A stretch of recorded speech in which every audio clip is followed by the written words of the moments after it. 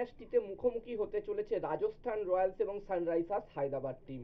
এবং আজকের এই ভিডিওতে আমি তোমাদের সাথে শেয়ার করার চেষ্টা করব এই 2 নম্বর ম্যাচটির জন্য সানরাইজার্স হায়দ্রাবাদ টিম এবং রাজস্থান রয়্যালস এই দুটি টিমের প্লেইং ইলেভেন কেমন হতে পারে, শক্তিশালী প্লেইং ইলেভেন কেমন হতে পারে। এখানে বন্ধুরা এই ম্যাচটি হতে চলেছে, এই দ্বিতীয় ম্যাচটি হতে চলেছে 23শে মার্চ রবিবার দিন, এবং এই ম্যাচটি হতে চলেছে দুপুর 3:30 থেকে এই ম্যাচটি হবে এবং হায়দ্রাবাদে এই ম্যাচটি হতে চলেছে। এবং বন্ধুরা যেখানে সানরাইজার্স হায়দ্রাবাদ আগের বছর 2024-এ রানার্স আপ ছিল, তারা রানার্স হয়েছিল, অন্যদিকে রাজস্থান রয়্যালস টিমও মোটামুটি ভালো পারফরমেন্সই করেছিল, তবে এই দুটি টিমেই অনেক চেঞ্জ হয়েছে, অনেক পরিবর্তন আনা হয়েছে। বন্ধুরা এবারে মেগা অকশনে অনেক নতুন নতুন প্লেয়ার এসছে এই দুটি টিমেই, এবং আজকের এই ভিডিওতে দেখে নেওয়ার চেষ্টা করব এই দুটি টিমের পারফেক্ট প্লেইং ইলেভেন কেমন হতে পারে।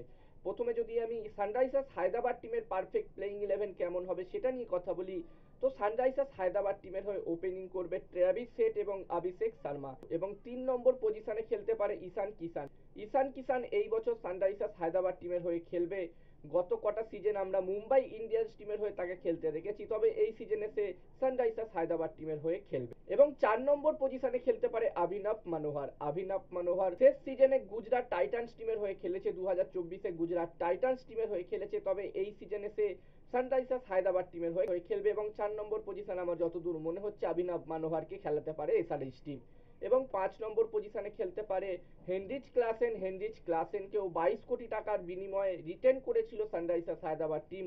এবং 6 নম্বর পজিশনে খেলবে নীতিশ কুমার রেড্ডি। এবং 7 নম্বর পজিশনে খেলতে পারে প্যাট কামিন্স, যেখানে বন্ধুরা Pat Cummins ICC champion trophy miss করেছিল চোটের কারণে, তবে বন্ধুরা আইপিএল শুরু হবার আগে সে পুরোপুরিভাবে ফিট হয়ে যাবে এবং হয়তো সে প্রথম ম্যাচ থেকেই অ্যাভেলেবেল থাকবে। তো এখানে আমার মতে 7 নম্বর পজিশনে প্যাট কামিন্স খেলতে পারে। এবং 8 নম্বর পজিশনে খেলতে পারে মোহাম্মদ শামিকে দলে নিয়েছে এই বছরে সানরাইজার্স হায়দ্রাবাদ, তাই এখানে আমার যতদূর মনে হচ্ছে 8 নম্বর পজিশনে মোহাম্মদ শামি খেলবে, এবং 9 নম্বর পজিশনে খেলবে হর্ষল প্যাটেল, আর 10 নম্বর পজিশনে অ্যাডাম জাম্পাকে খেলাতে পারে সানরাইজার্স হায়দ্রাবাদ টিম। আমার যতদূর মনে হচ্ছে তারা প্রথম ম্যাচটিতে অ্যাডাম জাম্পাকে তারা খেলাবে, এবার দেখার বিষয় থাকবে কি হয়। এবং 11 নম্বর পজিশনে তারা জয়দেব উনাদকাতকে খেলাতে পারে। আর এখানে ইম্প্যাক্ট প্লেয়ারের কথা বললে, যদি এখানে সানরাইজার্স হায়দ্রাবাদ টিমের দ্বিতীয় ব্যাটিং হয় তাহলে তারা আত্রাবাদ তাইদেকে খেলাতে পারে ইম্প্যাক্ট প্লেয়ার হিসাবে, যেখানে আত্রাবাদ তাইদে আমরা দেখেছিলাম পাঞ্জাব কিংস টিমের হয়ে গত সিজনে খেলেছিল, তো এই সিজনে সে সানরাইজার্স হায়দ্রাবাদ টিমে আছে। আর বন্ধুরা এখানে সানরাইজার্স হায়দ্রাবাদ টিমের যদি দ্বিতীয় বোলিং হয় তাহলে তারা রাহুল চাহারকে খেলাতে পারে ইম্প্যাক্ট প্লেয়ার হিসাবে। আর এখানে তোমাদের কি মনে হচ্ছে সানরাইজার্স হায়দ্রাবাদ টিমের এই ম্যাচটির জন্য, এই 2 নম্বর ম্যাচটির জন্য প্লেইং ইলেভেন কেমন হতে পারে? তোমরাও তোমাদের মতামত কমেন্ট করে কমেন্ট বক্সে জানাতে পারো।